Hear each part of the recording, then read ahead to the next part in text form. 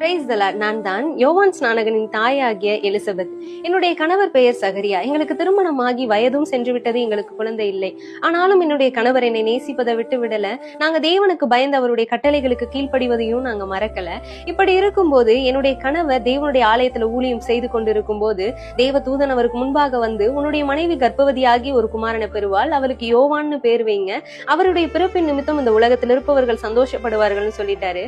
ஆனாலும் இவர் இந்த வயதான காலத்துல எப்படி பிறக்கும்னு அவிசுவாசம் இல்லாமல் அந்த தேவ தூதனை பார்த்து இது எப்படி ஆகும்னு கேட்டாரு. இதுக்கு மேல விட்டா இவன் இன்னும் அவிசுவாசமா பேசுவான்னு, அந்த குழந்தை பிறக்கும் வரைக்கும் நீ வாய் பேச மாட்டேன்னு சொல்லிட்டாரு. சகரியா வீட்டுக்கு வந்த போது செய்கையின் மூலமாகவும் எழுத்தின் மூலமாகவும் தேவன் சொன்னதை சொன்னார். அதை கேட்ட பொழுது எனக்கு மிகுந்த சந்தோஷம். எங்களுடைய ஜெபத்தை என் தேவன் கேட்டு இப்படியாப்பட்ட அபிஷேகம் பண்ணப்பட்ட பிள்ளை எங்களுக்கு கொடுக்கிறாரின் சந்தோஷத்துல இருந்தோம். 6 மாதம் ஆகும்போது என்னுடைய இனத்தாளாகிய இயேசுவின் தாயான மரியாள் என்னை பார்க்க வந்து என்னை வாழ்த்துனாங்க. அப்படி வாழ்த்தும் போது இயேசுவினால என்னுடைய வயிற்றில் இருக்கும் பிள்ளை பரிசுத்த ஆவியினால நிரம்பினுச்சு.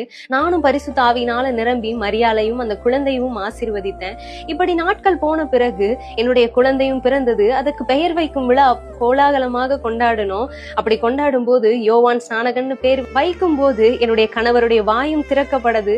தேவனை நாங்க முற்றிலுமாய் துதித்தோம். இதை பார்த்த எல்லோரும் ஆச்சரியப்பட்டு அவ்வளவு சந்தோஷப்பட்டார்கள். இப்படியாப்பட்ட ஆச்சரியம் எங்களுடைய வாழ்க்கையில தோன்றினது.